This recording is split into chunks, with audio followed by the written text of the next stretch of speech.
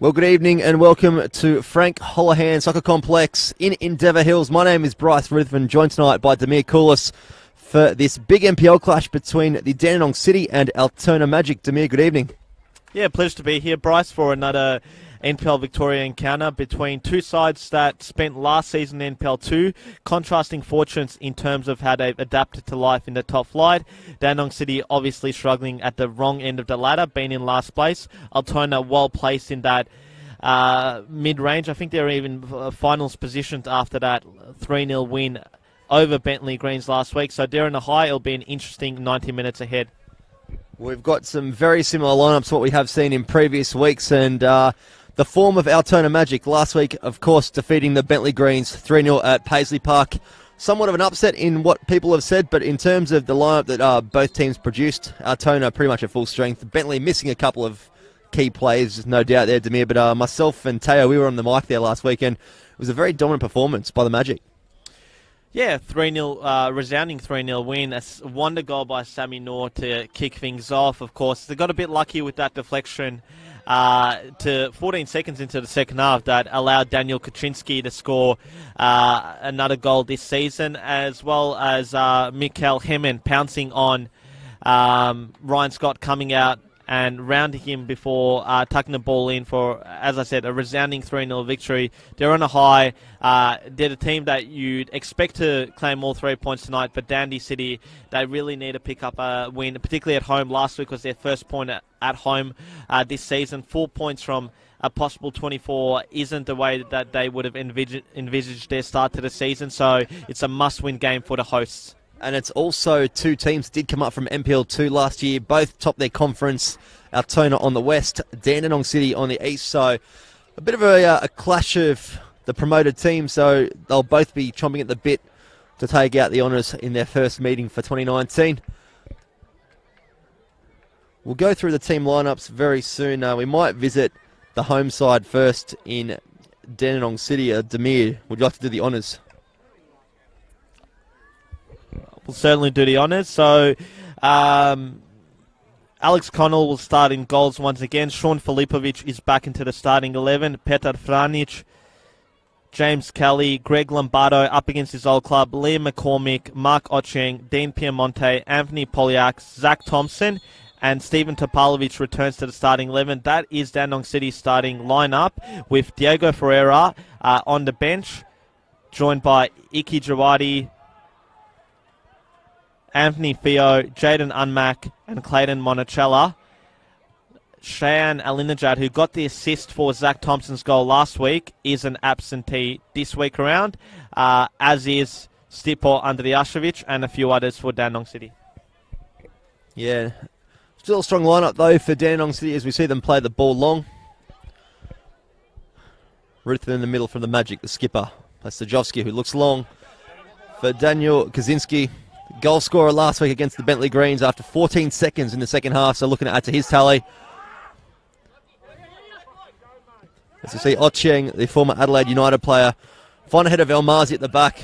Strong header. Finds Kaczynski, but can't find a man. McGarry's got some space in the middle here. Finds Mikkel Hemmen. Shrugs off Ocheng, who regathers. Mikkel Hemmen with a bit of space now. Plenty of space. Kaczynski on the edge of the 18-yard. Finds Stajowski. Whips the ball in. Finds a header of Mikkel Hemmen. And it's an early goal for the Altona Magic. In the second minute at Frank Holohan Reserve. Demir, we've got an early goal. Fantastic header from Mikkel Hemmen. The Dutchman gets his 6th goal of the season. Wonderful cross into the area by John Stojcevski, who gets his 4th assist this campaign. And it's the start that Altona dreamed of. Can't imagine Dandenong City would be too happy by that. Flat-footed, not strong enough there, and Altona have been rewarded for their quality start to this game. And I'll tell you what, Goran Lozanovski could not ask for a better start here at Dandenong City Complex tonight because, like last week, they started the second half, as they have tonight, the first half here in the early goal. Definitely what they're looking for here, the Altona Magic, as we see Dandenong City getting a break through the middle. Elmazi strong in the middle. Looking for the channel, only finds Stojcevski. He plays McGarry. He's got a bit of space. Finds Kaczynski. Looking to turn Ocheng. Zelko Kuzman could not ask for a worse start, could he? He couldn't. Disappointing slack marking in defence there. They've got Steven Topalovic actually playing as the 6, so it'll be the same combination as last week, Petar Franic and Greg Lombardo against his old club. Look, Hemman is a big boy. I think he's going to be a lot to handle for a number of clubs this campaign, and he's definitely shown his quality there with a superb header, because I can tell you what, not many strikers in the league would have gotten a goal from that situation. And he's definitely settled into life in Australia quite easily. As we see, Otcheng, the former Adelaide United player, bring down Kaczynski. Concedes the free kick, lucky to avoid an early yellow card. Referee does want to have a word to Otcheng, who's quite oblivious to the referee, looking to set up his defence. McGarry whips the ball in, trying to find the keeper off his line. Can't quite hit the mark. Quite a nice night in Melbourne tonight, Demir. It has been a bit chilly the last couple of nights, but so far, touch wood, it's not too cold here in Endeavour Hills. So far, so good, but I can definitely tell you it'll get much colder as we continue on in this game. Obviously, the cooler weather has already commenced, but we're still moderately dressed. Haven't got the Kathmandu or the North Face jackets or the big club jackets, although you're sporting a nice Mile Victory puffer jacket yourself. Yeah, it's borderline a bit chilly. 4 degrees out in Tarragum where I live last night, so I've come prepared. As you see, the Magic with a bit of space with Ross Archibald hitting the halfway, looking for that switch, trying to find McGarry. Can find the head of Otcheng. But the referee says it's come off the head of McGarry. Altona would have to be one of the sides this year that have really found a settled starting 11. It's really showing in results in previous weeks. Yeah, and I guess one of the really positive aspects for Goran Lozanovsky about last week's performance and result ultimately is the fact that it came after a heavy defeat to Heidelberg 4-1 at Fortress Olympic Village for the Burgers, where you probably have to argue it wasn't a 4-1 game, but Heidelberg took their chances. Heavy defeat for Altona, but they've definitely recovered quite well against the Bentley Greens team that probably was second best only to table-topping Avondale so far this campaign. Yeah, some strong challenges early on here.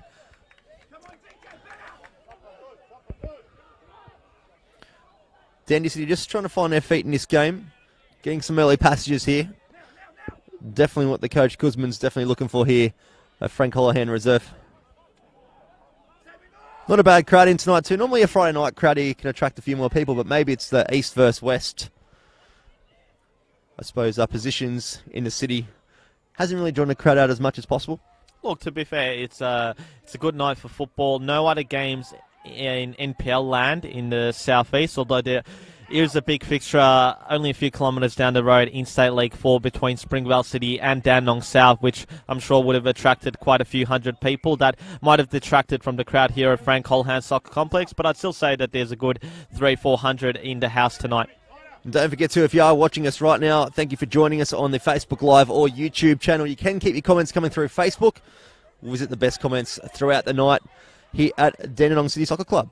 Yeah, one of the positive things about Dandenong City is I think that they're one of the best in the league when it comes to engaging their juniors with the senior NPL team, getting a lot of juniors not only to be the mascots for the senior side on game day, but also really just to hold training sessions on a Friday night just prior to the senior NPL team playing. It really gets some positive interaction between the two sets of teams, whether it's junior teams or senior teams.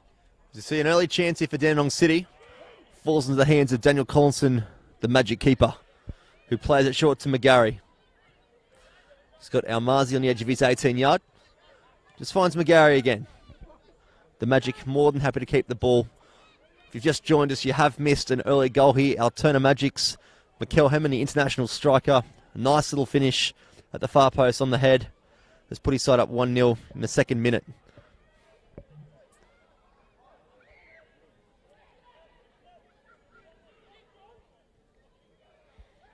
It hasn't really been the start to NPL life that the City faithful have been hoping for, as we see a turnover there from Ruthven in the middle.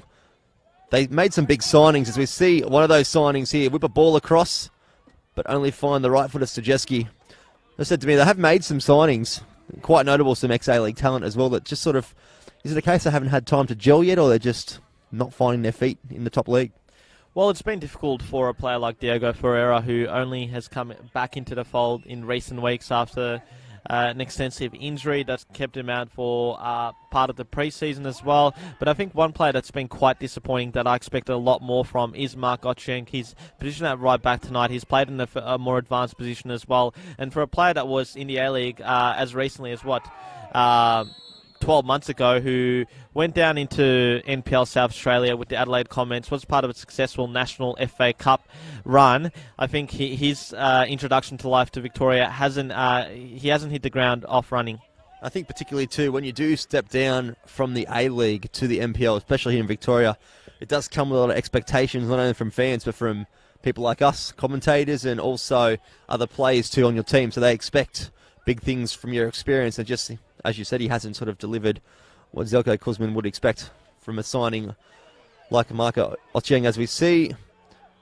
Mikael Hammond on the edge of the 18-yard box here, trying to work in with Sammy Noor, who Sammy Noor had his best 45 minutes of his season last weekend against Bentley Greens in the first half, capping it off with what's sure to be one of the goals of the month. Yeah, terrific goal from Noor as he crosses the ball into Hammond, who almost had a second, probably should have done better, got his header on target, and he's very disappointed with himself. Fantastic ball in from Sammy Noor, the man who we were just talking about. Yeah, he's been in a battle, Sammy Noor, with Robert Stambolsi, the former Sydney FC player, for that right wing spot. I think they both offer something a little bit different. Personally, I actually like seeing Sammy Noor on that right wing for the Magic. I think he offers just a bit more flexibility, where Stambolsi is a quality player, but he can be a bit one-dimensional at times, I think. Yeah, and he's, as we see, an offside there called against Dina Piemonte. Yeah, I was expecting a bit more from Stambolsiev. I think he had a decent start, but he just suffered an injury which he probably hasn't shaken off in recent weeks, and maybe he's not 100% at the moment, hence why we haven't seen the best of him. One thing I was going to mention, Bryce, is this is the third time I've called Altona Magic this season. All three fixtures, away games in the southeast.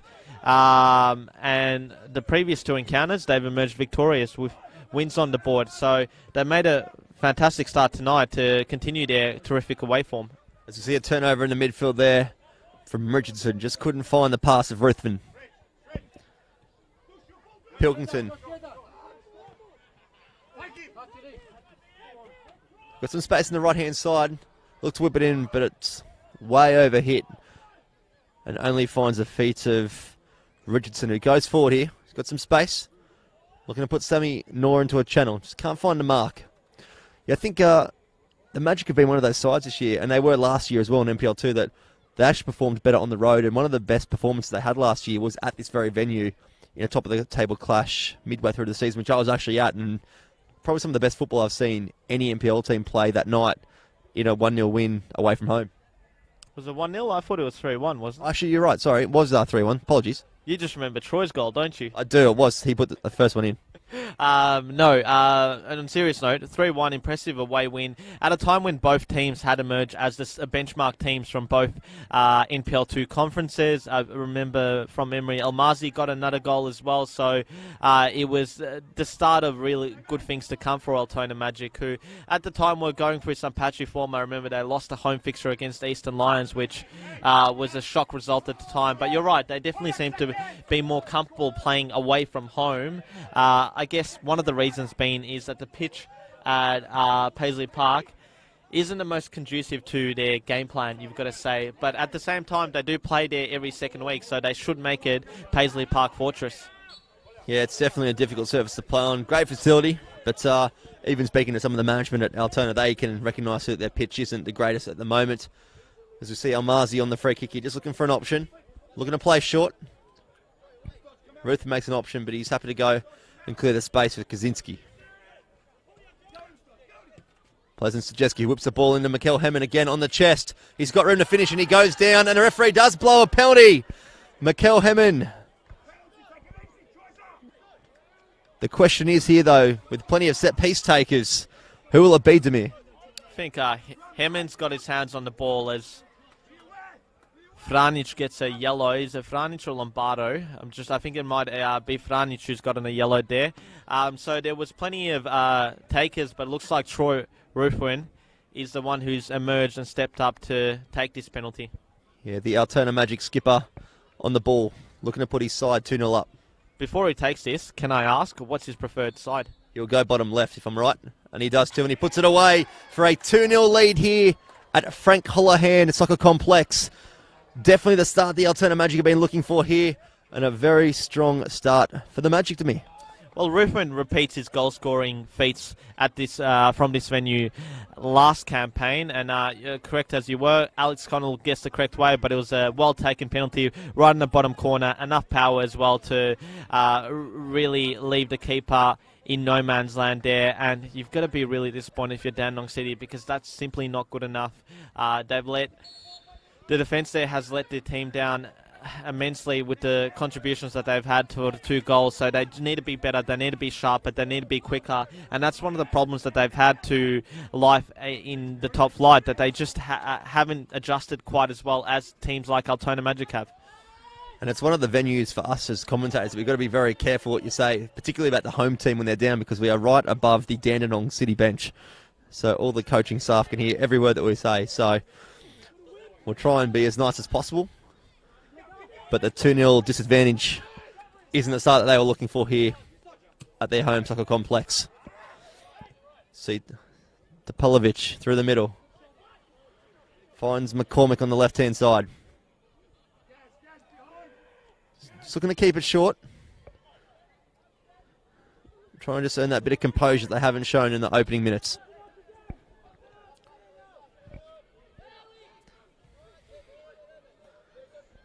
Some time on the ball here through the back line.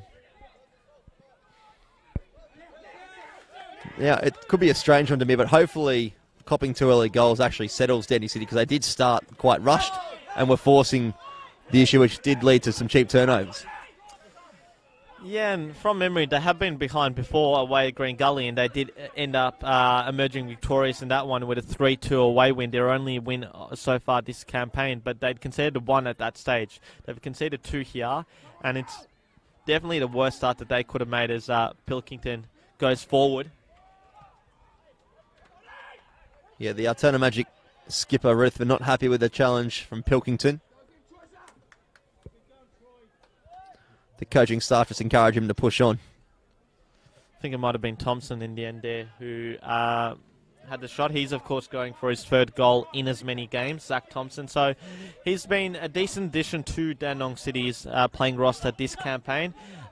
Moved up a couple of divisions after spending last season at State League 1 outfit, Altona City. So it was always going to take a while for him to adjust to the standard, but I think he's been one of their better signings this campaign. They need more from a few others.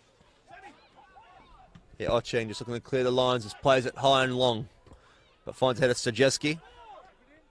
Looks for Bosniak. Saminor finds the ball. Bosniak rides the challenge of Ocheng, who goes in again for a second bite. And McGarry sprays it wide to the right and earns his side a corner. Good bit of play there from the Magic. Yeah, and they're definitely giving the Dandenong City defence a lot of headaches. Nor definitely a player who can hurt you with your trickery, and we haven't really seen too much of Dusan Bosniak, but once he gets into gear, he's definitely one of the most unplayable players in this league, so you don't want to be giving those two a lot of space. McGarry whips it into the near post.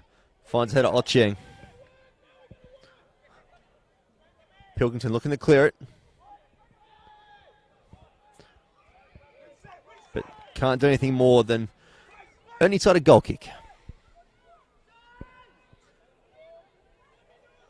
I must say, Demir, it has been a one-sided affair in the opening minutes. The one chance for Dandenong City, but as you just mentioned moments ago, Altona Magic, plenty of opportunities to add to the scoreboard. Yeah, and you're quite surprised as to how flat-footed Dandenong City's start has been so far, as Altona try and launch another attack here through Kaczynski, but he's lost the ball. And that there is a prime example. They had plenty of time and just forcing the wrong option there. And Zelko Kuzman, the Dandenong City coach, just scratching his head as to what his team's doing at the moment. Yeah, they really haven't hit outside of first gear so far, Dandenong City. Sloppy start. They've got plenty of time to correct it, but they've also got plenty of time for this game to actually get away from them, and it's threatening to do so if they don't sharpen up. And a prime example just there. Lombardo telling Ocheng that he's got time, and he just had no time at all and lost the ball to Mikael Hemmond. They've done well to earn themselves a throw-in, but just the wrong information being given at the moment. Yeah, and you saw Zach Thompson's frustrations being echoed out there, where he's telling his team to sharpen up, and tend to agree with him because they've been anything but sharp so far tonight. I mean, score update from the other game. Pascaval have taken an early lead against Melbourne Knights with 17-year-old Nick Georgopoulos scoring his second goal of the campaign. As you see, Kaczynski put through here and a late offside flag from the assistant referee on the far side. Kaczynski does put it away, but good bit of vision there from the Magic. This is the difference at the moment. They're just looking for what is a simple option for the Magic, but in terms of what Dandenong City are facing, it's actually quite a complex situation. Yeah, definitely. You've got to, as much as we've spoken about Dandy City's slow start and the fact that they have been quite sloppy so far tonight, you've got to give a lot of credit to Altona Magic for pouncing on those opportunities, because so often we see teams that are defensively fragile, that are there to be exploited, have weaknesses that are there to be exploited, but the other team probably doesn't make the most of them. Altona have been anything but that tonight. They've definitely been quite profitable in front of goals, and Hemmond and Ruthven have made Dandenong City pay for their inadequacies in defence. And to be honest, all it is at the moment from the Magic is just that forward pressure. They're not letting Denny City play, and they've got into their shell. They're trying to play around at the moment, but just forcing the wrong options. And Gordon Loznovsky just definitely the happy of the two at the moment. And it's interesting to watch Gordon Loznovsky from a close distance, as we can hear at Dandenong City from the commentary box, because he's, in layman's terms, never shuts up as a coach. Even being told as we speak from the fourth official just to maybe take a breather. Look, as a coach, or also as a former fourth official, I must admit I had one experience with Goran Loznovsky, and he was, to be honest, quite good at, because he spent a whole 90 minutes barking instructions to the players and not to the referees. So that's always a positive from a referee's point of view, unlike his counterpart on that evening out at Olympic Village. I won't name his name, but I'm sure you can pick up the hints. Wouldn't be a G and a K as the initials, would it? No, but give Katsakis a lot of credit, because he certainly is quite vocal out there on the touchline himself, and definitely gets the best out of his team. And it's one of the reasons why Heidelberg have become so dominant in this competition, is that they've made playing at home such an advantage, because I don't think there's a tougher place to visit than Olympic Village in NPL Victoria football. As you see a change in formation, we can hear Zelko Kuzman changing his side to a 3-5-2. Topalovic not 100% agreeing with the tactics. This is a worrying sign when you see players not really agreeing with what the coach is doing. At the end of the day, the coach is the one that's in charge of what's happening, and if they're not agreeing with what's happening there, you sort of have to look at potentially making a change, because I know as a coach myself, if you've got players questioning your tactics, I don't know, it doesn't really fit in. Well, there's a reason why he's a coach and they're the players. It's because he's got expertise when it comes to coaching. So, I mean, if I was a player, I would trust him. But then again, you don't know the dynamics of the dressing room situation. You don't know the dynamics of how morale is, and whether the tactics have been sufficient in recent rounds. I think what hurts Dandenong City a lot is just lapses in concentration at the back, where they switch off for a minute and they're punished. Sajeski whips the ball in, but Dandy City do well to clear their lines. They got some time here. The former Bentley Greens man. You look at last week even, long-range crossfield ball by Ramatav Santioglu in the Oakley defence. Doesn't look like anything dangerous can come about of it, but Hamish Miller pounces on a moment of hesitation from the Dandenong City defence, and he scores an equalising goal, and Dandenong City end up losing 2 points from that game. So it's definitely those lapses in concentration that are quite worrying, and you saw it with the Hemmond goal, you saw it with the foul that was committed on him and to allow Altona Magic to get the penalty. And we've seen it on numerous other occasions tonight where they just got to be sharper. They just got to be smarter in certain situations, and they've been anything but that. And I'm quite gobsmacked to me. I'm just watching the formation changes as they're still taking minutes to sort this out, Dandenong City, with the coaching staff and the players itself. Confusion as to what they're doing, and they've just actually allowed more space for the Magic to play. As you saw Ruthven have it, and he's got the space again. Riding the challenge of Kelly. Stajeski whips it in, looking for Sammy Knorr, who's got some time there. Finds Mikkel Hemmond, who'll put it in, and a save there from the Dandenong City keeper. So I've never seen this happening at this level before, Demir, I must admit. It's a bit of a shock. It happens from time to time. One thing that I think they've struggled throughout much of the campaign has been formation-wise. I think even first night, it was just of the season against Avondale, it was a bit of a struggle to see who exactly the attackers were. I mean, injury problems have hurt them. We have mentioned Ferreira's continued injury issues, but also Stipan Drjašević, Braden Mann, two of their most credentialed attackers, been unfit for majority of the season. And Drjašević we haven't seen so far this campaign. Braden Mann hasn't been seen in a few weeks with a back issue, so they definitely haven't had a lot of luck on the injury front. Ocheng happy to play it back to Franic. He'll spread it wide to Pavlovic. He's got some time. Finds Zach Thompson in the middle, who just plays it back all the way to Alex Connell. Spreads it wide to Lombardo and does well to keep it in there. Rides the white line, but is now caught. Mikkel Hemmond does well to win a challenge, and Liam McCormick slides in. Referee happy with that, says he's won the ball. As we see Kelly looking for the option to switch. Just misses his pass, finds the feet of Daniel Collins. Yeah, it's been that kind of night for Dandenong City, and I think another thing that's really hurt them at key stages so far this campaign has been ill discipline, where they've had a man sent off who essentially at a key stage, and there's a further sign of that with Ocheng getting himself into the book for dissent there. Yeah, a bit of ill discipline there from Ocheng.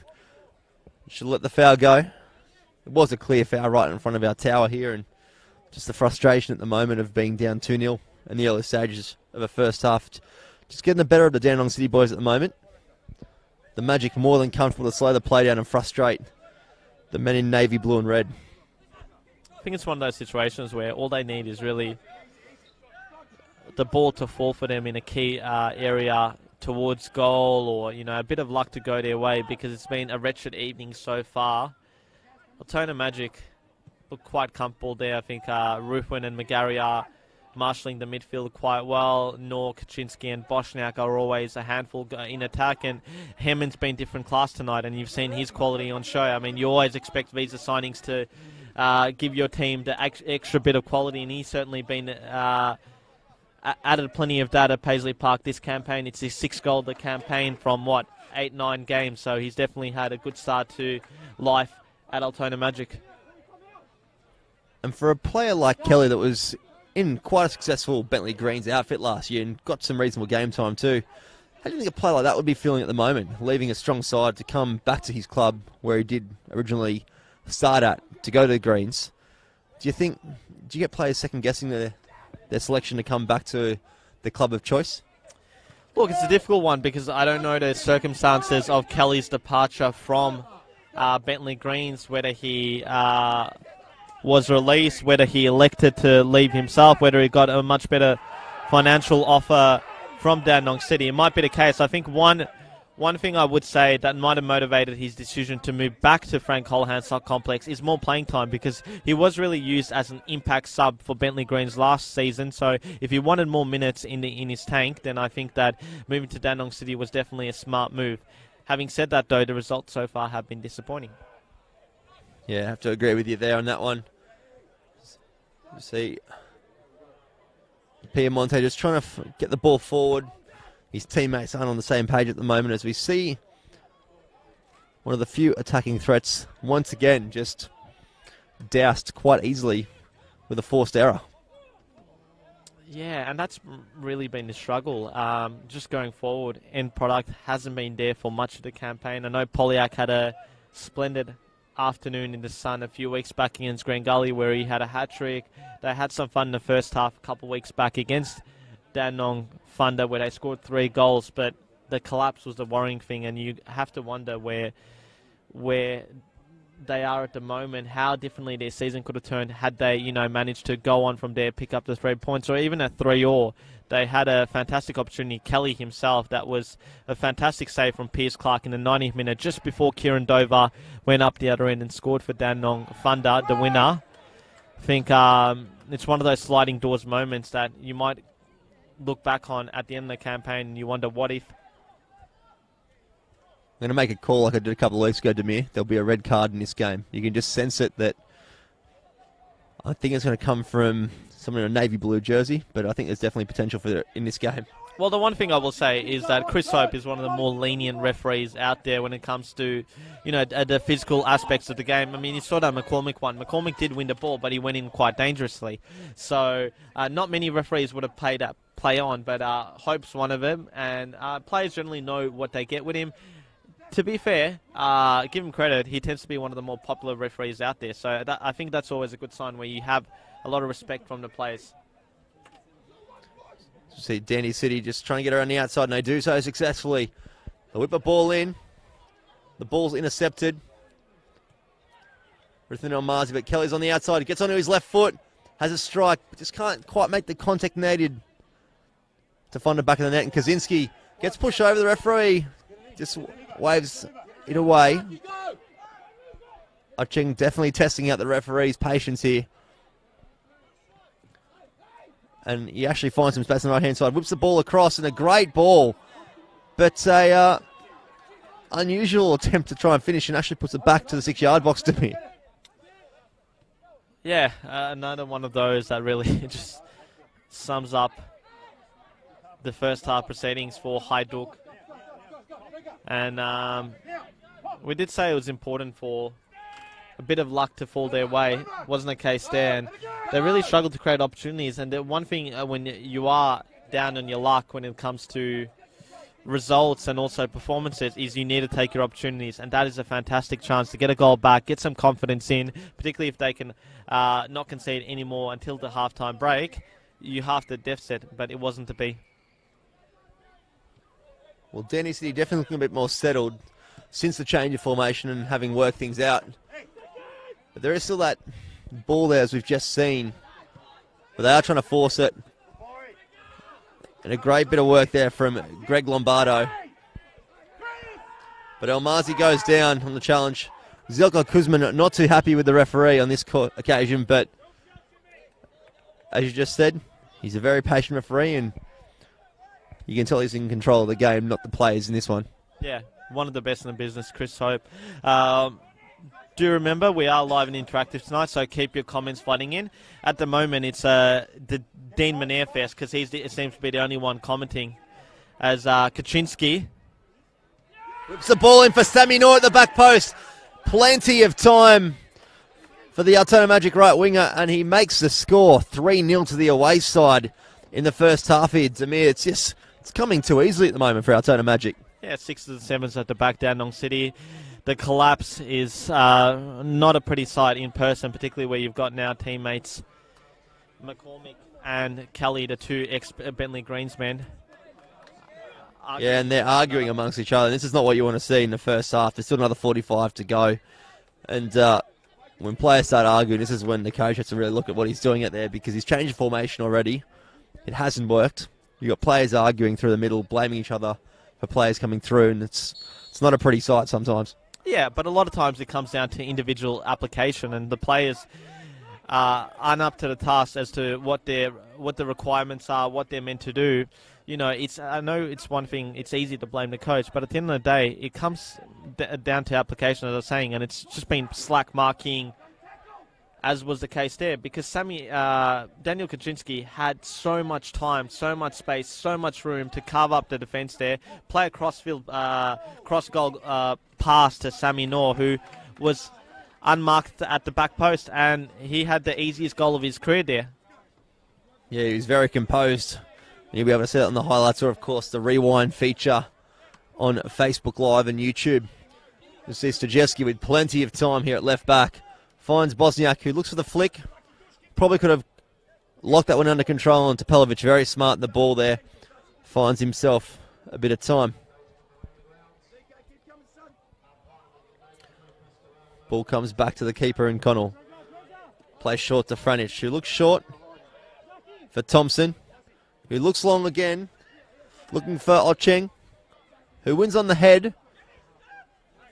But again, it's just forcing that long ball when they can really try and actually play through the middle. They have got numbers with McCormick having plenty of space in the middle there. And I think the Magic guys are just happy to basically let them have that space because they know the ball's going long. Yeah, again, it's a lack of cutting edge in the final third that isn't helping their cause tonight. And you really have to fear the worst of Dandenong City when it's 3-0 and it's not even half-time. And Altona look like they're carving them up left, right and centre here. Well, there is plenty of NPL action available across the weekend too. You can watch it on this very channel, the NPL Victoria Facebook page, or of course the YouTube channel as well. Whatever your streaming service, we thank you for joining us tonight at Frank Holohan Soccer Complex in Endeavour Hills as we see Sajewski played off to Mikel Hemmen. Attracts a foul again. And the Magic players not too happy with some of these challenges coming in from Denny City players. Ross Archibald in particular making his voice heard to the referee. And so far the referee's done well to keep this under control, but as I said, I think there's definitely a red card due to frustration, this one from Dandy City. Yeah, but that's not what you want to see. When you're 3-0 down, you don't want to lose your heads completely. Remember, you've got to... The club's name is on the line, essentially. You have to play with pride. Even if you're down 3-0, you've got to show the determination, the character that those who are paying your wages expect of you. And you can't drop your heads. You can't be too frustrated. I know sometimes emotions get the better of you, but they need to be better. And Sammy Noor with plenty of space running across the 18-yard box. But a good save there by Connell. We've got the comments coming through the Facebook live stream as well. You can keep them coming through. We'll visit the best of them. Demir, I'm not sure if you're aware of Dean Batar. He's saying that you could get a game here at the moment. Thank you for that. I'll take that as a compliment. But definitely State 5 is the level that I'm currently playing at, and probably the level that fits me quite well. Look, possibly a spot in the interchange bench. Couldn't be worse tonight. Not often we get you speechless too. See McCormick on the ball on the right-hand side. Apologies if you heard some swearing there from the Dandenong City players. I do wish Dean a speedy recovery because he was a second-choice goalkeeper at Beaumaris, got himself that #1 gig after an injury to the first-choice goalkeeper, and what do you know, 2 weeks later, he himself gets injured. So it's one of those situations where just my luck, really. Wait so long for an opportunity to rise, and when it finally does, body fails me. And it's good to see the Altona Magic Soccer Club on the Facebook live stream tonight. No doubt they're here in attendance watching both live at the ground and on the stream as well, which is a great feature. Definitely encourage you to get out to an NPL game this year. Some quality football on show, and tonight a lot of quality from the Altona Magic with a 3-0 lead. That's not even half time yet away from home. As the one time we do say that they're playing some good football, they force a mistake. Yeah, commentator's curse strikes there, but 6 goals unanswered from Altona since the start of last week's game. So they've definitely hit top form since that 4-1 defeat to Heidelberg United. And I did say coming into the season that they weren't just looking to survive, they were looking to make an impact and play finals football. Some very strong play there from Kaczynski. Rides the challenge and gets to his left foot and goes down again, but the referee waves that one away, and I actually think that was more of a penalty shout than the first one that we did say, given that Ruthven did slot away. Yeah, a few raised eyebrows here, particularly from the Altona Magic bench. There was definitely a lot of bodily contact from Steven Topalovic. He is that type of player that does get quite physical. Maybe another referee might have given that, but I think with Chris Soper, it's always a good chance that he won't award a penalty there. Rightly or wrongly, I think it's down to interpretation. I don't think there wasn't right or wrong call there. The ball's whipped away to McCormick on the edge, who's got some space. and just puts it to the left-hand side. The first real attacking option and the threat that they've shown here tonight, the Dandenong City. And I think, just going back to Topalovic, he's a very strong physical player, but he doesn't mind using the hands. I think there was a bit of a shove there in the back. I think he was lucky to escape another penalty spot there. Look, he's one player that, as I said, can sometimes be quite overzealous in his approach physically, but he's also a very smart player that knows just how much physical contact can sometimes be allowed by the referee. So I think he's worked that situation quite well, saved his team a probable goal, and luckily they're not 4-0 down going into halftime.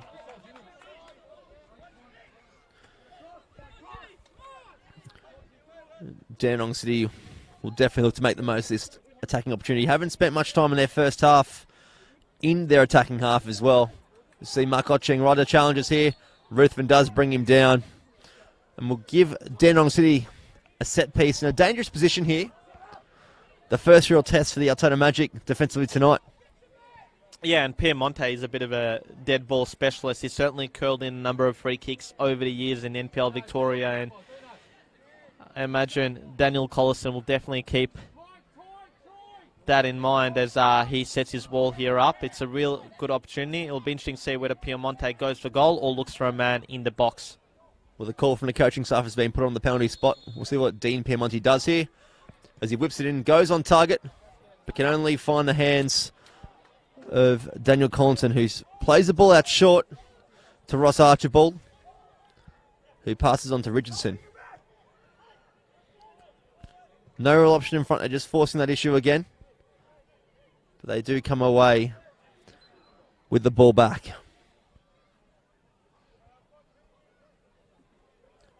Keep those comments coming through if you are watching the live stream at the moment. Facebook Live on the NPL Victoria page, or of course the YouTube channel. We love seeing your comments coming through. Some great viewer numbers through again. As usual per Friday night, it is definitely the football night of choice here in the NPL Victoria. And as you said to me, the only game in the southeast tonight as well. So definitely one to get down here if you can for the second half, or stay with us here on the stream as we see some challenges being ridden there. Topalovic, no one to shy away from a challenge as the ball's played along by Thompson. Looking to find Poljak, but just can't quite find his target. Magic happy to clear their lines. Sammy Noor playing in Bosniak. Scott McGarry on his left-hand side. Sajewski making an option on the left, doesn't use him. Plays in Bosniak, but finds the wrong option. And Sammy Noor doing some defensive duties, working his way back. He has switched flanks now.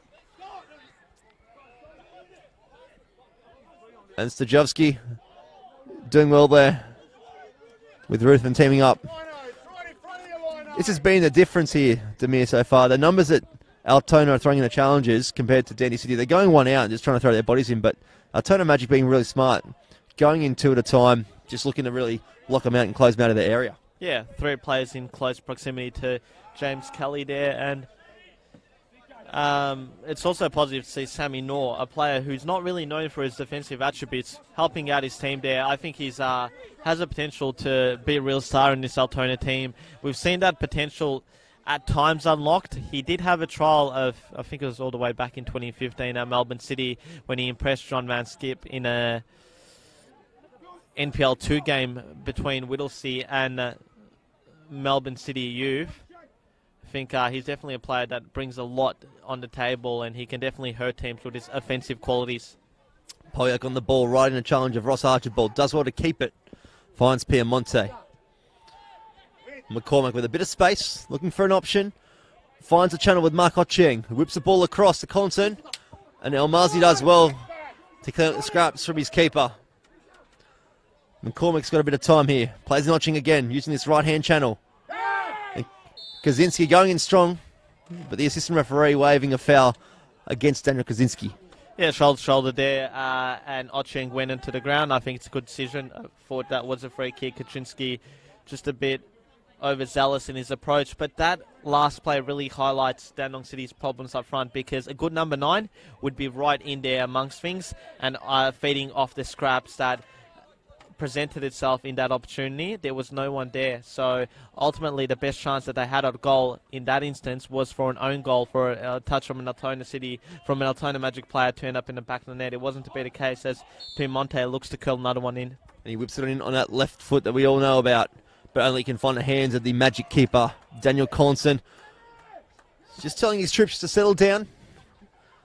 If you've just joined us, Altona Magic with a 3-0 lead, courtesy of Mikkel Hemmond, the skipper, and Troy Ruthven from the penalty spot, and Sammy Knorr with a back post finish with more time than you could poke a stick at. As you see McGarry with some time finding the striker, who has dropped a lot deeper. Mikkel Hemmond plays a good ball in to Richardson. He's got some space. He'll look to whip it into the near post. Finds the hands. Referee waves it away again. That's a second penalty shout in 5 minutes here, and I don't know about you, Demir, but I think they could have had a definite shout there for 2 penalties as the ball's spread wide for Mark Ocheng. Plays in Piemonte. Dandy City doing well to keep it here. Just trying to regain some composure on the ball. Got to be a bit diplomatic and say that I think that the linesman was in the best position to make that call, and I think I have no doubt that Daniel Isaac would have made the correct call, the assistant referee on that side of the field. The Magic bench, Goran Lozanowski leading a charge again for another handball. And the referee again waving play away with Ruthven. Strong challenge in the middle there on James Kelly.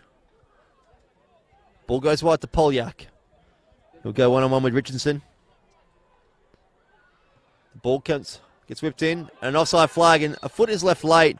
Collinson not happy, but he's gets straight up to try and get play away quick, but the referee's just called a halt to proceedings here for a moment. Yeah, not too much in it. I mean, Filipovic was entitled to go for the ball. The whistle came as he lunged at it, and I think Ross Archibald's making a meal of that in terms of how vicious the intent was. I don't think Collinson had too much of an issue there. Interesting, there was a phase of play where Kelly had the ball. He had Thompson and Polyak out on the left-hand side, and if he just managed to turn his body and see them two, I think Dandenong City might have had a good attacking opportunity because they would have been 2-on-1 against. And some worrying signs here. Mikkel Hemmons just tried to keep the ball in, and he's gone down, just holding his left ankle. It didn't look too good. The vision may have been blocked from the dugout here for the home side, but Mikkel Hemmons off the pitch and looks to be in a bit of pain with that left ankle. He is off the pitch and the referee waves play on, but he does look in a bit of discomfort on here with the 2 physios attending. And play continues. Altona Magic down a man in the present time.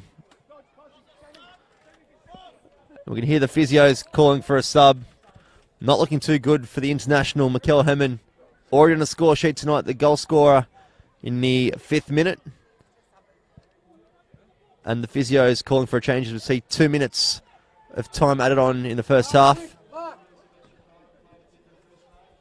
Yeah, club Dr. Johnny Markov and his colleague there in the Altona Magic Medical Department calling for Loznovsky to make a sub. Looks like that Hemmons rolled his ankle, I think.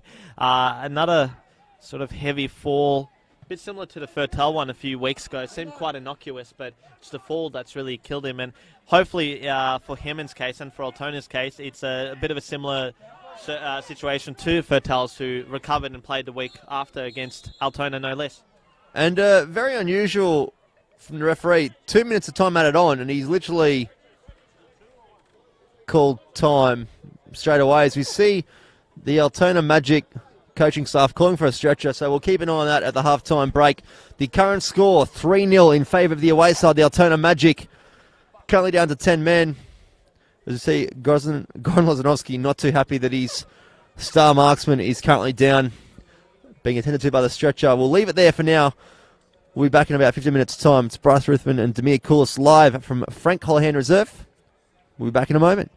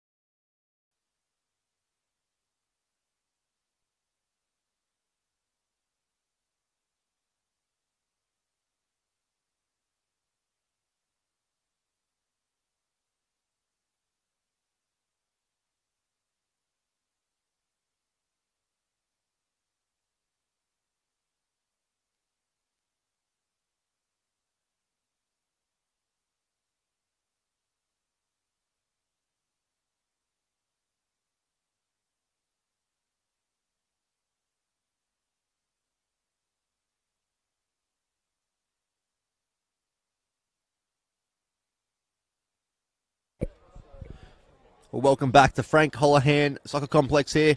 Substitutions for both sides if you've just joined us. The first goal scorer of the night, the Altona Magic international striker, Mikel Hemmon, has been stretchered off.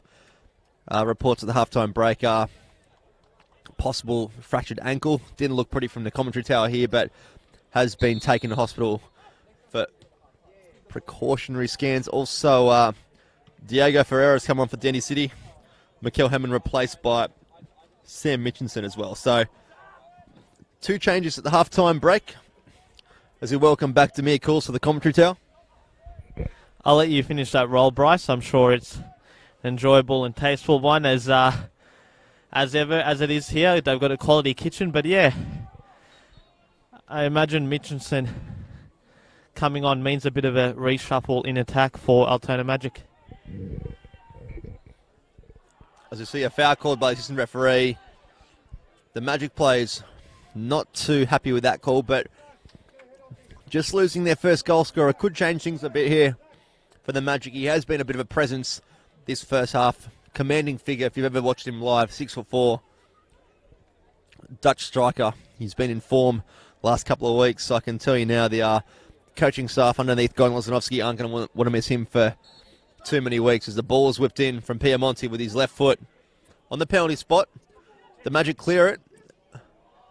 And a good strike on goal there from Thompson, but it's cleared through the Magic defence. Seminole locking it in, and Ruthven happy to clear the lines to halfway to Kaczynski. And it looks like they've kind of gone to more of a possible 4-4-2, maybe Dusan Bosniak pushes up as the lone striker. Yeah, I think that's the most obvious decision in make as Ferreira lunges in there and wins the ball. So interesting to see if the former Mel Victory man can make an impact as a halftime substitute for Dandenong City. Did see him warm up and going through a bit of a fitness test at halftime, so didn't look 100% sharp, but obviously passed the requirements here of Dandy City as he plays the ball in. Has he played at all this season? Has he got in the park yet? Yeah, he has. He's actually started the last 2 or 3 games, but he's just obviously spent the first month of the season out on the sidelines. He's back now, but I think it's been a stop-start season so far for him. And as we see a drone hover above the pitch. And we see McGarry looking to find Sammy Noor, who's got some space. He stays on side and he's got a shot on target here, but can't quite connect, but does win his side a corner against the wishes of his coach, Lozanovski, who you might have heard not too pleased with the final product, but does win his side a positive outcome. Yeah, definitely. Obviously, aerially, Altona have got plenty of tall timber there. Bosniak, Ruthven, McGarry, Archibald, Almazi. So definitely a handful for the Dandenong City defence here. It will be interesting to see whether they defend set pieces more effectively this half than they did in that first half. McGarry whips the ball in. A set play here and finds Ruthven on the edge. And they win another corner. Just Dandy City not looking at the edge of the box, and you could see Ruthven hovering there with the acres of space on the edge of the D. Yeah, and that's, one of the things that I think would have been addressed at halftime by Željko Kuzman. The fact that they, gave just Altona too much space, too much respect in that first half. Ball's been from McGarry to the near post and finds ahead of Ross Archibald, who gets his first goal for 2019. And isn't he and his teammates very happy here? You might have heard Lozanovski in the back there. 8 weeks in, Ross Archibald gets his first goal for set piece, and he is known for scoring off set pieces, particularly corners, and the Magic men very happy to go up early here in the second half, like last week as well. Not quite 14 seconds to Demir, but definitely very similar to the first half in the first 5 minutes. Yeah, Archibald, I was mentioning it only seconds before he scored that goal, that he is an aerial threat, and Dandenong City didn't mark him effectively in that moment, and they've been forced to pay the price. 4-0 down. It could really get really ugly for them if they don't improve on this, because it's going to be a lot of soul searching if it's another loss, and particularly another heavy loss. Well, you might be able to see here on your screen that Daniel Kaczynski has pushed in to the role vacated through injury for Mikel Hemmon. And the loss of their main marksman hasn't resulted in the loss of any attacking threat going forward. So I suppose the one thing this year for the Magic is they have got options off the bench too.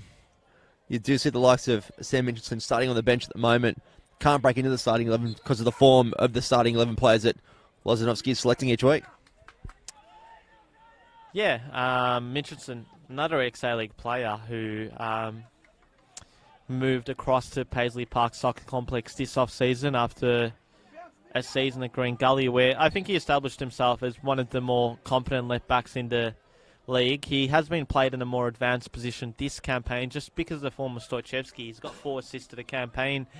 We saw McGarry add another assist to his name. I think he's on 5 himself, so he joins Tatsuki Sakaya at the top of the assist chart. So they've definitely got a lot of players that have provided a lot in attack for them. And not necessarily their attackers, but McGarry and Stoichevsky have definitely contributed and lifted the attacking burden from the shoulders of the likes of Boschniak, Hemmon and so on. So they've scored freely, Altona, so far this campaign. Yeah, and that free kick there didn't go quite to plan like the last set piece that they did have, which did result in a goal to Ross Archibald off the corner. 4-0 here at Frank Holohan Soccer Complex in Endeavour Hills. Bryce Ruthven, Demir Coolis with you tonight. Taking you through all the action here, of course. You can get your comments coming through the Facebook Live and YouTube. We will read out the best comments of the night as we see Piemonte just play wide to Kelly, who tries to cut in the right foot, gets a shot, finds the back of the head of Archibald, who does his defensive duties. Doesn't matter how it happens, he's put it straight up for a corner. Yeah, as unconventional as it was effective ultimately for Altona, and it did just seem for a moment there that Kelly was going to get enough space to curl in a shot, but it wasn't to be, and it'll be interesting to see if Piemonte's set-piece delivery can do something here for Dandenong City. Ball whipped into the back post. Finds ahead of Richardson. Thompson slots into Palovic. Whips the ball in. Good ball in. But just can't quite find the target. Some more pleasing signs, at least, from Dandy City.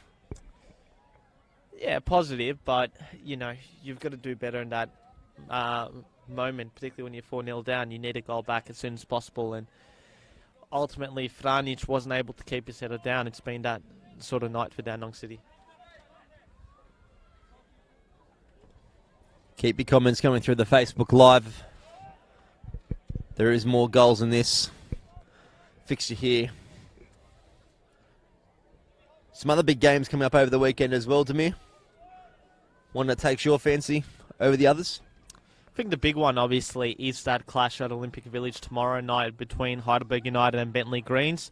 You can join Joey Lynch, one of the best in the business, for the call for that one. You see McGarry get upended, forward flipped, and the referee waves it away, but it does call it back. I was thinking surely he wouldn't let that one go because that was a bit of a physical challenge, and Kelly does earn himself a yellow card in a very dangerous position with plenty of set-piece takers in the Magic lineup tonight. Boschniak's got this one. Do you think Ruthwen's going to come aside and fancy this one himself, given that he is a bit of a set-piece specialist from this type of range himself? Well, it has been a common problem for the Magic this year. Having so many set-piece takers, it can lead to arguments that we have seen in previous weeks, especially in the opening rounds, between 4 or 5 players arguing to take a free kick. But they seem to have sorted things out, particularly with the penalties. Do they have a pecking order? Well, I suppose it comes down to leadership. Does Ruthven call Rain as being the skipper, or does he share the workload around, obviously, as he is here with Dusan Bosniak, who's lining up? Sujeski there, but Bosniak does hit it and puts it straight over the crossbar. Yeah, it's just been that sort of night for Dusan Bosniak, where I think we all know he's capable of a whole lot more, but he just hasn't been able to produce. And, you know, the score is 4-0 in favour of his team, but I think a player of his pedigree and quality can definitely do a whole lot better in these sort of circumstances as well, where another team is so defensively deficient that they're almost inviting you to have a blinder against them. Some other fixtures to keep an eye on this weekend. Tomorrow, 3:15 at Avenger Park, Avondale take on Dandenong Thunder. It's one of those seasons where you don't know what you're going to get from Dandenong Thunder, but Avondale, the form team of the NPL Victoria at the moment. Yeah, they dropped their first points last week in that 1-1 draw against Hume City. I imagine that they'd still be quite heavily fancied, but you never know. With Dandenong Thunder, they are a surprising team. They seem to be a whole lot better away from home than they are at home. They've won 3 games. All 3 of their games that they've won this season, they've won away from home. Interestingly, I did see Melbourne Knights have taken a 2-1 lead against a 10-man Pascoe Vale. There you go. Another match tomorrow. Port Melbourne taking on the Oakley Cannons in Port Melbourne. That's going to be a close one, that one. A bit closer than what people might think in terms of recent form. Yeah, Port Melbourne are exceptional in the last 2 weeks. I don't think anyone saw this coming a couple of weeks back with that commanding 5-1 victory at home against Hume City and then going to Dockland Stadium and beating Dandenong Thunder so comprehensively 3-0.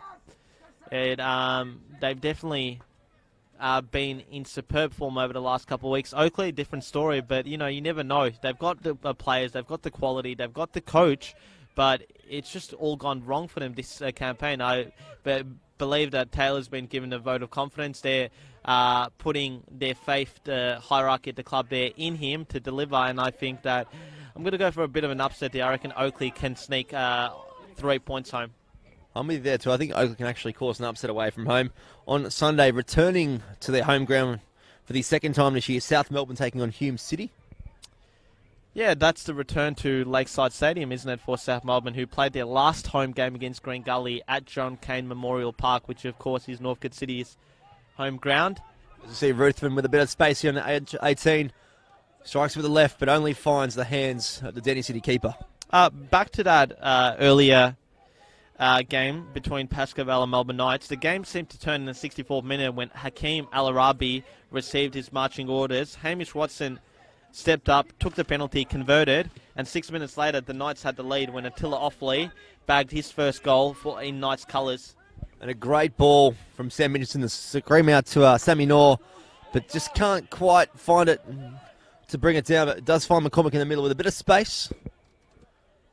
Denny City looking to go more central. Sojeski goes down but gets straight up.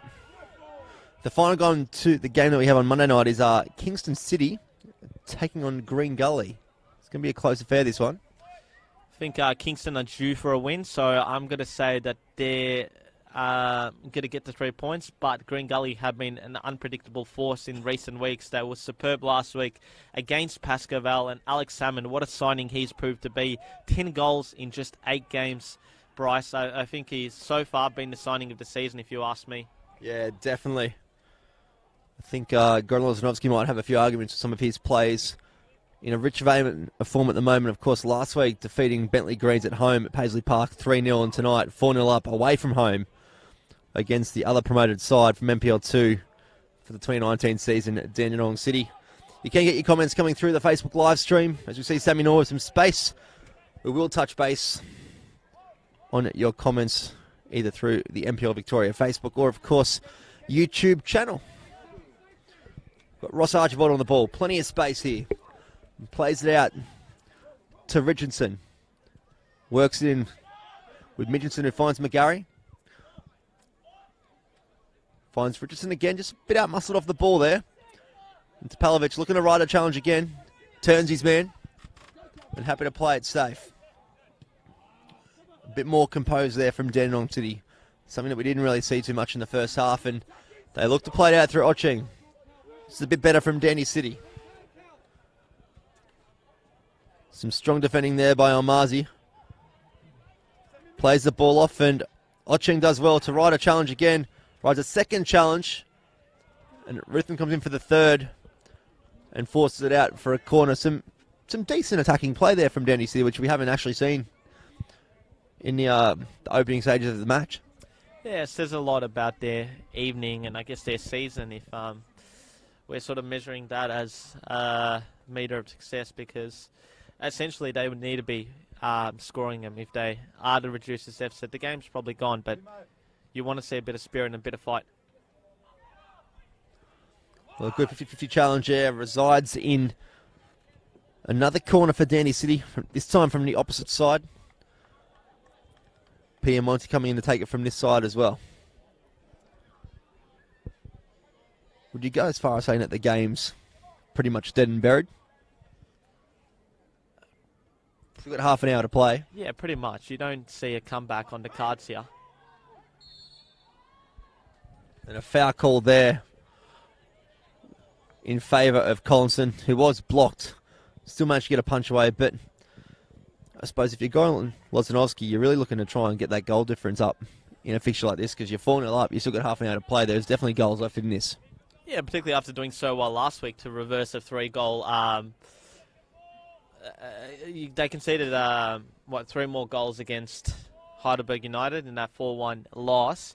They won 3-0 last week, and I'm sure that, beating a team away from home like Dandenong City 4-0 will only boost their goal difference. Well, there is a chance here for Denny City up in the final third. We haven't said that too many times tonight, but they're holding the ball up in the corner. Ross Archibald there. Jeski does well to clear his lines and also keep the ball in. Finds Kaczynski, who has Saminor flying down the left-hand side, finds him. And they've got numbers streaming through the middle of the Magic, but they just can't quite make use of the attacking threat. Now they've got a bit of a situation on their hands here. They are outnumbered at the back. Thompson brings it down, finds Piemonte, who will look to ride the challenge of Ruthven. Can't do so, just turn the ball over. McGarry happy to play it forward. And the Magic just settle with Richardson in the right back position.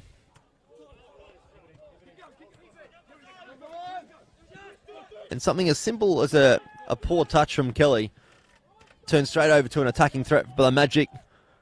With Stajeski having some space on the left-hand side. Plays in Sammy Knorr. The step over. But Ocheng does well to put it out for a corner. Yeah, Sammy Knorr looks like he's had a lot of fun tonight.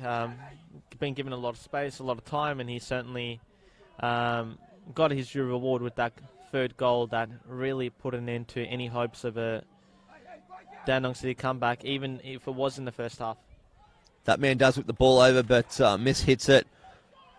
Lozanovsky not too happy in the first half. The commentator's curse. He has been in good form though the last couple of weeks. He has found it hard sometimes to earn that starting spot, but with the injury to Stambolziev, the spot really does fall in his hands, and he's making the most of his opportunities. Last week, if you did watch the game against Bentley, one of the best attacking performances of the season, his first 45 minutes, and resulted in what's sure to be up there as one of the goals of the month. On the NPL Victoria pages, McGarry brings it down.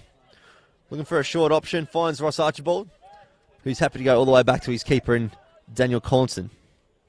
What have you made of the battle at Magic this year between the two keepers, Collinson and Shane Vitakangas? Arguably two keepers up there as some of the best in NPL Victoria, fighting out for the starting spot at their own club.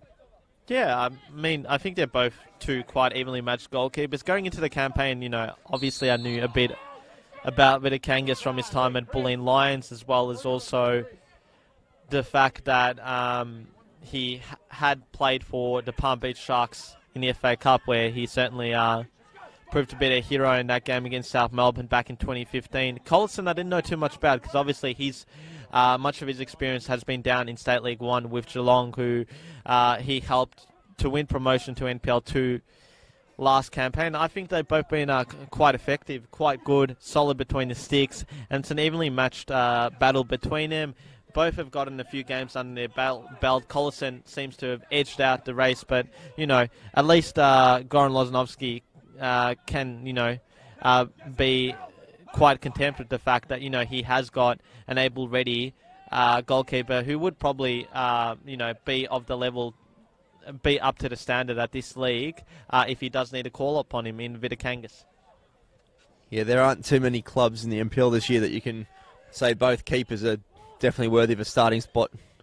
There are a lot of good second-choice keepers floating around. I mean, one of the obvious ones, Green Gully with Jared Tyson and Lucas Spinella. Also South Melbourne with Nikola Roganovic and Alistair Bray. As Bosniak goes for a first-time chance, about 35 yards out and just puts it wide of the 18-yard box. But with a lot of the other clubs, it tends to be, a young emerging goalkeeper. I know, for example, Ryan Scott, a few years ago, he was in the exact same position at the Bentley Greens where Alistair Bray was number one. Got a few games under his belt when Bray was out injured. And ultimately, once Bray went into the A-League, Ryan Scott took that opportunity with both hands because he certainly turned out to be one of the best goalkeepers, standout goalkeepers in this league. And probably one of the best goalkeepers outside the A-League. Kelly looking to ride a challenge of Richardson and Mitchinson. Two boys that sound very alike in names and also look very similar as well. He does win his side. A free kick. Those two would be good mates because they're both Perth boys, aren't they? They both played a gully last year, and they probably would have grown up together in the West Australian elite youth system as well. Yeah, you would imagine so. Not to be mistaken for possibly being twins from long-lost mothers. Who knows? Well, a certain commentator a few weeks ago did confuse a great save there from Daniel Collinson. One hand down. Looks certain to be the first goal of the night for Dandenong City, but he's done well there, Daniel Collinson. Yeah, definitely. You know it's not your night when those ones don't go in and the keeper pulls off a fantastic save. Going back to Richardson Mitchinson, a certain commentator a few weeks ago incorrectly called the Richardson goal, attributed it to Sam Mitchinson. So we won't mention names, Bryce, but let's just say he's in close proximity. It was myself. I'll put it out there. I'm very happy to say so. As another chance goes begging for Dandenong City, but they do win themselves a corner. The two centre-backs, Delmazi and Ross Archibald, not happy with their midfielders. To be fair, I'm not completely blameless in that sequence of events because I didn't correct you on it. So we've only got each other to blame because we were together on that night. As we see another corner. No, it's been awarded a goal kick. We've got Ross Archibald just hobbling off in the 18-yard box, just copying a knock in that exchange. And the referee hasn't yet called for any treatment from the physios. They are on standby. But Ross Archibald maybe just giving his side a bit of a break. Yeah, it seemed to be quite innocuous. I think there was an altercation between Archibald and James Kelly. To be fair to you, Bryce, it wasn't probably the worst call you could have made because myself and Michael Thompson, I'm sure he won't mind me saying this, last week got the Oakley goal scorer wrong. So we were only corrected at full time. So bit of an egg in the face moment from us. Look, it's still the opening stages of the NPL Victoria live stream. So we're all human. We're all prone to mistakes. So we're all forgiven as well, which is a pleasing thing. Mind you, social media sometimes can be a gentle giant as well. A cruel, cruel world, as I'm sure a lot of people might attest. But, yeah, so far tonight I think we've had no trouble with the scorers. I mean, it has been crystal clear for us here in the scaffold. And there's another potential opportunity here. The Dandenong City keeper kind of looking to come out and then quickly ushered back as soon as he saw Kaczynski on the ball. We could have seen a chip from about 45 yards out there, but a late decision from the keeper to stand on his 18-yard could have backfired heavily, and the Magic players just thinking that the referee has called that one wrong. He hasn't got much wrong tonight. The referee's done quite well as he does week in, week out, and it really has been a dominant performance by the Altona Magic, even without the aid of the referee.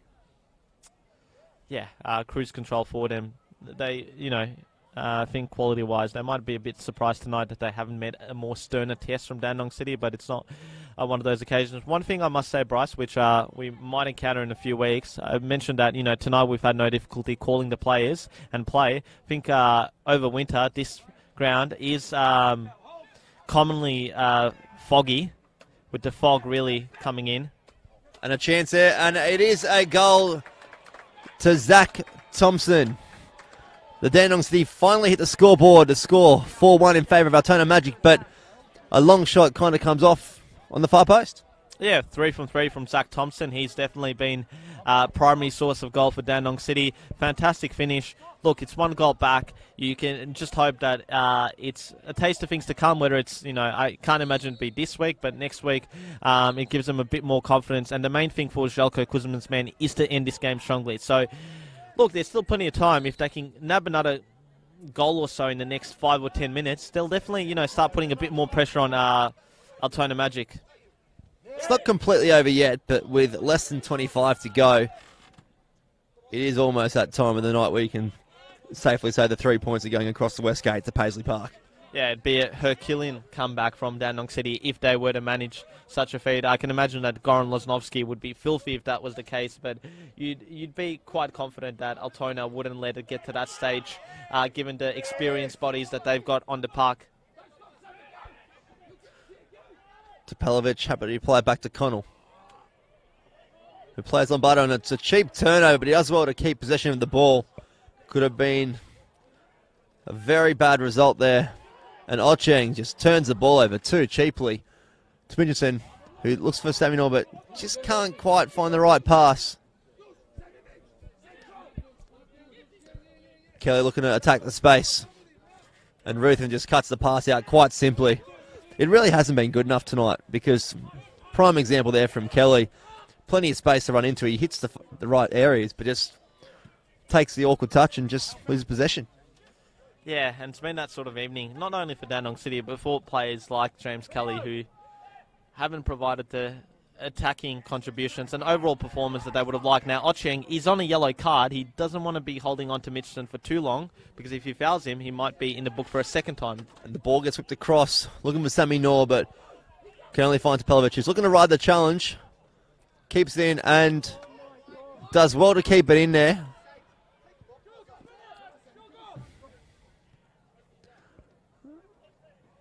Lombardo looking to find some feet. Looks for that long switch again. Zach Thompson does well to bring it down, and Archibald finds Samuel with acres of space on this right-hand touchline. Looking to take it to Pelovic. Gets the ball back again. Does well. Whips it in. It's the near post, but no option there. And Pelovic just looks to clear it into the back of his own player in McCormack. And Kaczynski riding the challenge here of Franic. And the Magic will win a corner. Yeah, I think a few frustrations from the Altona Magic bench with Sammy Nua's defensive effort moments ago against Steven Topalovic. Ultimately, his combination play with a teammate there wasn't too bad, but I think the final delivery that he did pull in just didn't have the cutting edge to find a man. I think, it's been obviously quite apparent that they are missing that big number 9 presence with him and off. Boschniak isn't the same type of player despite his towering frame. McGarry's on the corner. Can't see on the vision, but he's about to whip it in, and it does come in to the back post. Looking for Richardson. And Ruthven on the edge of the 18. Sends it out right with an intelligent pass to McGarry again. He'll whip it in, takes a deflection. The coaching staff of Altona calling for a handball. I think it came off the shoulder. And Ruthven Strong just turns it over. McCormick plays it short to Lombardo, who sends Ocheng up the right-hand flank. He's got some space, but only has one option in front of him. And the one attacking option they did really have in the first half, Polyak, is the man to be substituted at halftime, maybe due to an injury, you can only imagine, but he was the one attacking option that did look a bit positive in that first half. Again, I thought it was another quiet evening from Polyak, who, as Kaczynski has the ball here. Looking to ride the challenge of Topalovic, wins a throw-in.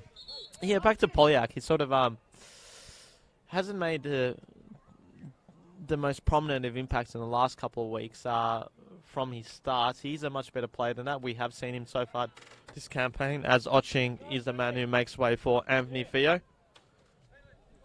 And probably a smart decision there from the City coaching staff. He was on a yellow card and was riding a fine line for most of that first half and even the start of the second half. As you see, another substitution for Altona Magic.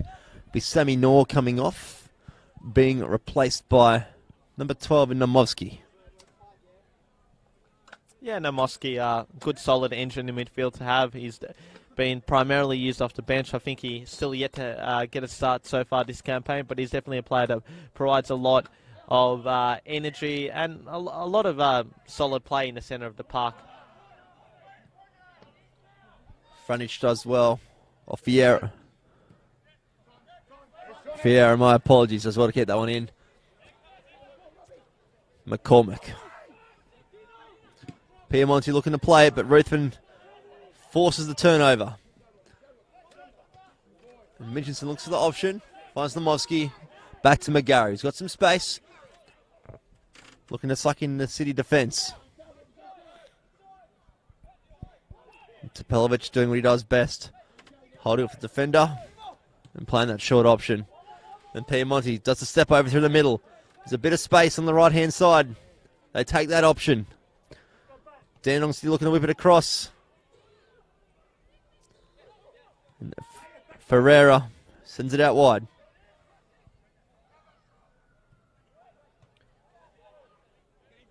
Cross comes out, but just can't do too much with it. Finds the head of Archibald. I don't know about you, but I think Altona have been a bit flat in the last 10 or so minutes. So if you're Dandenong City, you know, put a few more bodies up forward, and you might pinch another goal back. And, you know, at 4-2, obviously you're still not within the goal of equalising, but still, you give yourself a better chance. They have got that chance here with the ball whipped in to Piemonte, who completely misses it on the penalty spot, and that was that chance to bring it up to 4-2. As we see, Mitchinson looking for an option. Kaczynski didn't make the run required. McGarry's in the middle with some space. Spreads the ball wide to Nomowski, who's got some space on the right-hand side here. Gets onto his left foot, goes down the challenge, and no foul called. And McGarry picks the ball up, but the referee has actually called for a handball, and the Altona Magic players aren't happy with that decision. And Dandy City are calling for a yellow card for McGarry for a deliberate handball.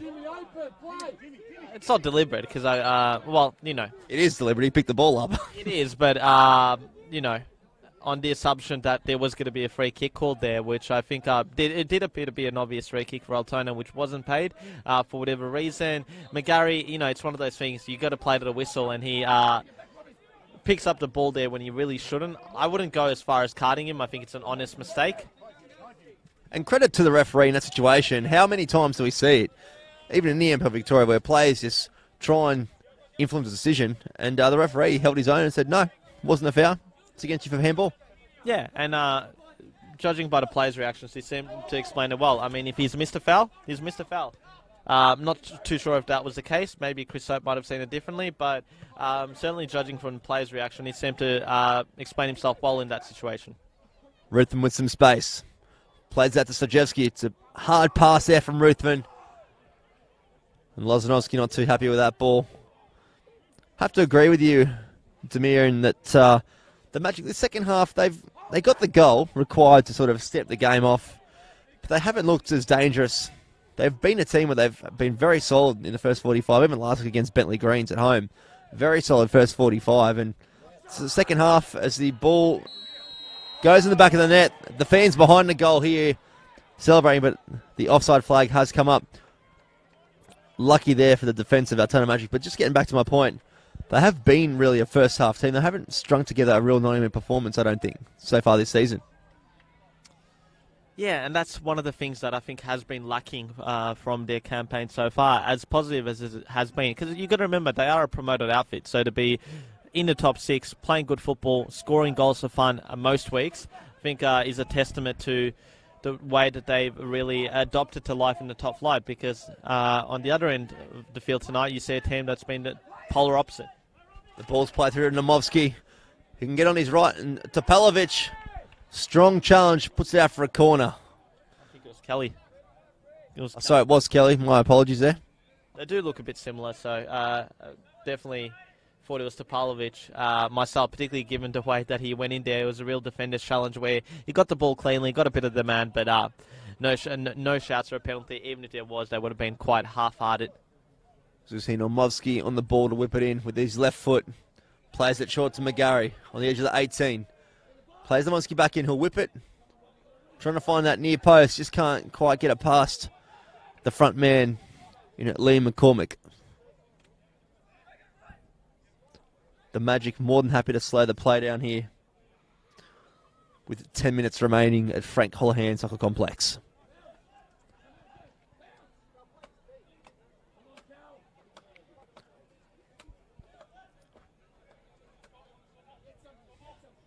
Ball's whipped in. And Dusan Bosniak, once inside a corner, hasn't looked too threatening in front of goal line. Has had options as well to put the ball in the back of the net, but just quite isn't on form tonight.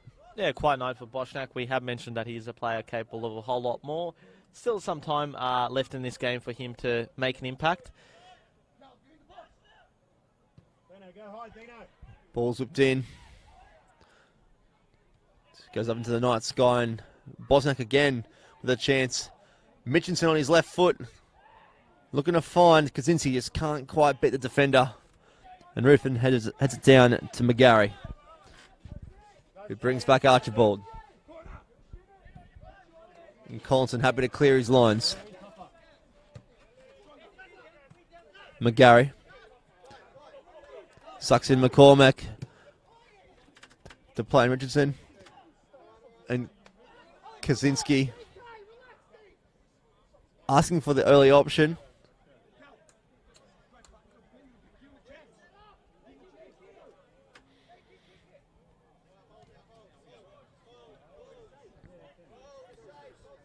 Kelly with plenty of time in the ball here.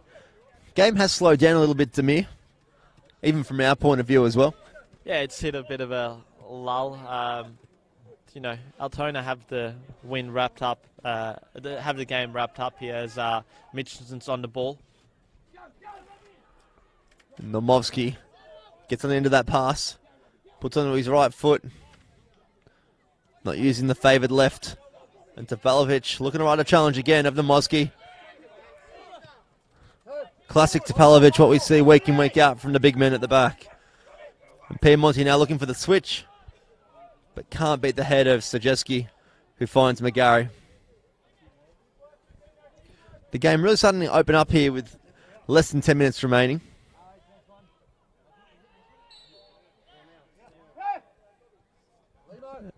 And we'll see the introduction here of Iki Jawadi. Full time at CB Smith Reserve in that earlier game. Melbourne Knights run away 3-1 victors against 10-man Pascoval. As I mentioned, game seemed to turn on that 64-minute red card to Hakeem Al-Arabi when the Rams were 1-0 up. Hamish Watson, Attila Offley and Gian Albano, the goal scorers for the Knights. In the A-League tonight, Brisbane Roar ended up being 2-1 winners against the Wellington Phoenix. Eric Botiak, what a night for him. 2 goals and then stoppage time red card. Stephen Taylor was the goal scorer for the Phoenix. There you go. I picked the Phoenix in that one, so there goes my tip. Well, it's good to see the Roar in the latter weeks of the season get a win, particularly at home. What have they got now? 18 points from 25 games. It's been a horror show of a season for them, but hopefully they can get us some good form in the last few weeks to, I'd imagine, send off Matt Mackay and Enrique onto a happy retirement. And Jawadi goes down on the edge of the box. And the Magic player is not too happy, but probably a fair call there from the referee. Happy to try and let the advantage go, but just can't quite see any in favour of Dandy City. Yeah, and again, a good opportunity for Piemonte from this free kick. Jawadi fancies himself, but I think Piemonte is the expert in this situation as Chris Hope has a talking to Callum Richardson and Troy Ruffin. I think he's bringing the captain in there just to calm his man down. And Piemonte on the ball here again. Probably for a more favoured right footer, but Piemonte definitely the set-piece specialist tonight for Dandy City. To ill effect so far, but does have a chance here to peg another goal back. Ball's whipped in. Dangerous position, and Collinson can't quite get a hold of it. But he's saved by his defence there. Bit shaky there from Collinson. Yeah, luckily for him, Callum Richardson was in the right position because Greg Lombardo almost had a tap in there at the end of the back post, really. Would have definitely made the last part of the game a bit more interesting if Dandenong City can get another goal back. They had the opportunity here with Collinson again coming out and missing it for a second time in the space of minutes.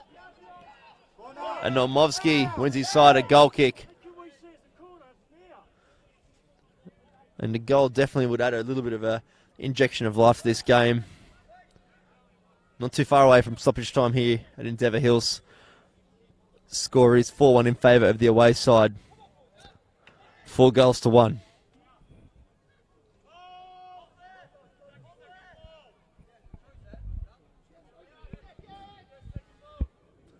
Collinson taking his time with the goal kick.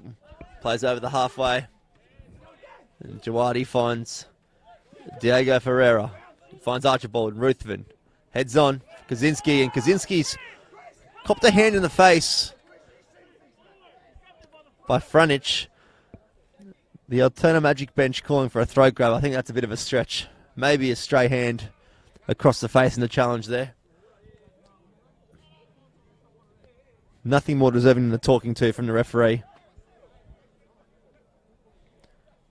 And Ruthven will find himself with a set piece.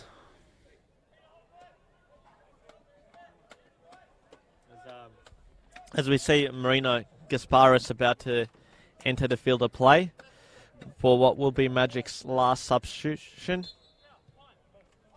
Ruthven plays it short to Richardson. Lomovsky finds Ruthven in the middle, who's got some space. Looking on the left foot. Decides to spray it out to the left-hand side instead. McGarry plays Mitchelson, who turns his man, Lombardo. Does turn the ball over to at the same time. And does well to find Piemonte in the middle, who's got some space.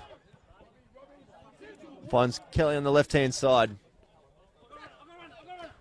Thompson turns the ball over to Bosniak, who finds Callum Richardson. And they're outnumbered here on the left-hand side of the Magic. They've got Kelly coming in one-on-one with Archibald. Thompson, the goal scorer, looking to get another one on the score sheet. Just can't quite find it. And Kaczynski, out-muscled by Topalovic, but does turn the ball over and just stops running. Decides it's a good idea to probably chase his attacker. McGarry's got some space, but Mitchinson's called offside. Goran Loznovsky, a frustrated figure this second half. They really could have more goals on the scoreboard this second half to me. They really could have, but they just, I guess they've taken their foot off the pedal a bit. You know, such a comfortable lead. It is quite easy to go into that mode. But as Gaspara still waits to come on the field of play. Just over 3 minutes and stoppage time remaining here at Frank Holohan Soccer Complex. Ruthven finds a space of Mitchinson on the left-hand side with a great pass. And goes one-on-one with Lombardo and unleashes across the face of goal. Looking for that fifth goal here away from home. As we do now see that substitution by the Altona Magic. And it will be an early mark for James McGarry. It's been good tonight. A couple of assists to his name. Controlled the play for the Magic along with Ruthven in the middle of the park. Those two really finding their feet together in this stages. And a few words from Diego Ferreira to McGarry, who's coming off.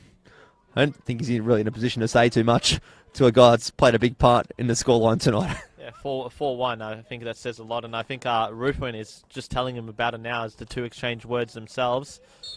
Yeah, the former A-League are really maybe using experience of the mouth, not so much the footwork at the moment. But there's only a couple of minutes of remaining, and Ruthven not shying away from letting him know maybe where he's playing at the moment. Sort of interesting that James McGarry, did he also get the first assist? I thought that was... He did get the first assist, yeah, for Hemmant.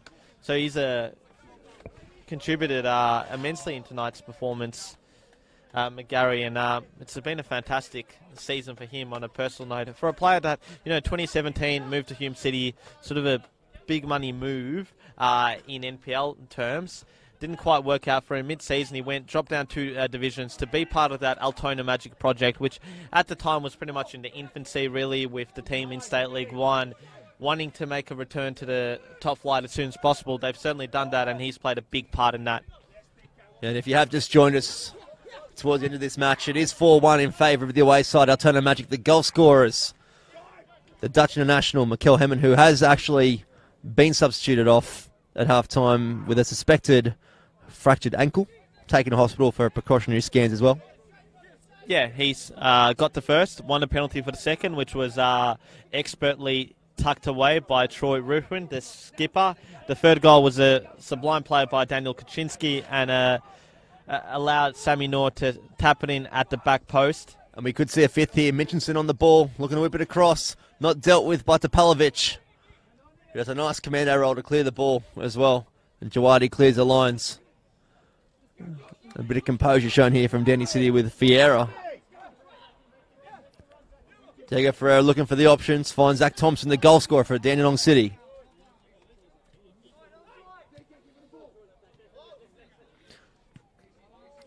Can keep your comments coming through the Facebook live stream and, of course, YouTube. Joey saying, McGarry, rock solid play. You can't go wrong, and really you can't go wrong with that tonight. As we see 4 minutes of stoppage time added on here. McGarry has been quite solid, along with Ruthven and even Kaczynski as well tonight. I think the three of them together have really worked wonders. Yeah, I tend to agree with that, Bryce. Now, I wanted to get your perspective on something. You're a player yourself. When it's a game that's in the 90th minute of dead rubber, 4-1, there's really nothing out there to play for. Are you a fan of just a referee blowing the whistle on the 90, or do you prefer the stoppage time to get played? I know it really depends who you are, because some substitute players that have come on the park to make an impact might want a few more minutes to do so. How do you sit with that? Look, it's a mindset. I think when you're in Altona Magic's comfort zone as are at the moment, you're hoping that no injury comes in stoppage time. But in saying that, I think as a coach, as well that I am now, you want your side to really try and add to that scoreboard if the opportunity's there and get some positive play to take into next week, because they have got some big games coming up, the Magic, where they can really collect more points and go on a bit of a run like they have been against the Bentley Greens last week, collecting that 3-0 win. Of course, we'll see Bentley Greens in action tomorrow against Heidelberg in a big clash. Match of the round this weekend, no doubt about that. You see Kelly on the edge of the box, not releasing it, and Ross Archibald quite easy in the challenge, and Ruthven slots it through to Nomovsky, who's got plenty of time to run through the middle. Finds Dusan Bosniak, who plays Nomovsky again. He's got Ruthven in the middle if he wants, doesn't use him. Uses Bosniak. Comes out against Nomovsky. Now uses Ruthven, who slots in Bosniak, just can't quite find the pass.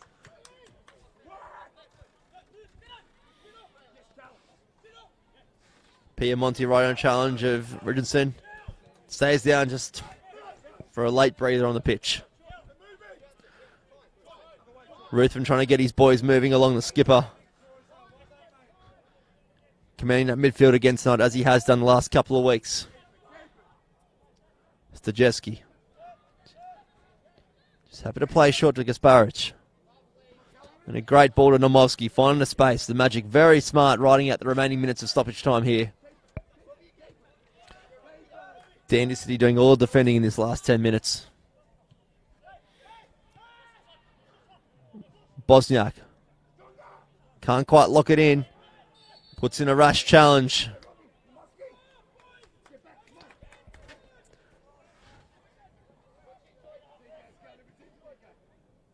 Of course, we've got FFA Cup games coming up as well very soon, Demir.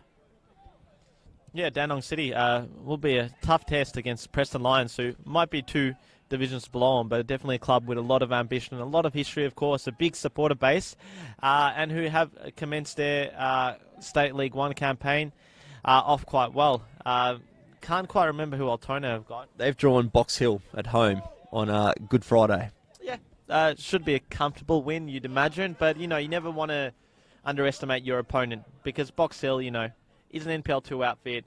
They've got quality players themselves, so if you're Altona, you want to go into that game, not taking any chances, really. I'd imagine you'd want to play a full-strength lineup, and particularly the rewards that are on offer for teams that do make it to the national round of 32. I mean, you're essentially buying yourself exposure that you can't really get anywhere else. I know the streams have changed things immensely, but still I think you ask many teams in this competition, what would you rather prefer, a deep FA Cup run or, finals football, maybe even a grand final appearance? I think a lot of them would prefer a deep FA Cup run because it gets that national attention, as Chris Hope blows full time, dominant 4-1 victory for Altona Magic away from home.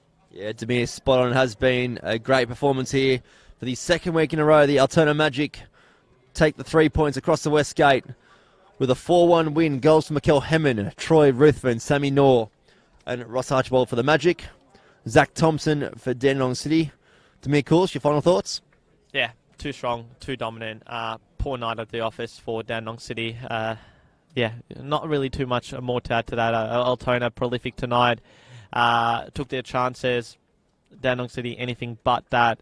Poor defensively, a lot of lapses in concentration. Yeah, a lot of soul searching for them. 9 rounds in, they need to turn their season around and fast. And you do just have to wonder how much more patience the club's board does have, not just with the coach, but you gotta have to ask a lot of question marks with the players, because a lot of them have come in not cheaply as well, and they're just not performing at the moment. Yep, another good night at the office for the Altona Magic. Dandenong City, they go back to the training paddock in search of some more points to get them out of the relegation zone, because it could be a long season for Dandenong City. The final score here tonight at Frank Holohan Reserve, Altona Magic 4, Dandenong City 1. It's Bryce Ruthven with Demir Course signing off. Don't forget, plenty more action on the way.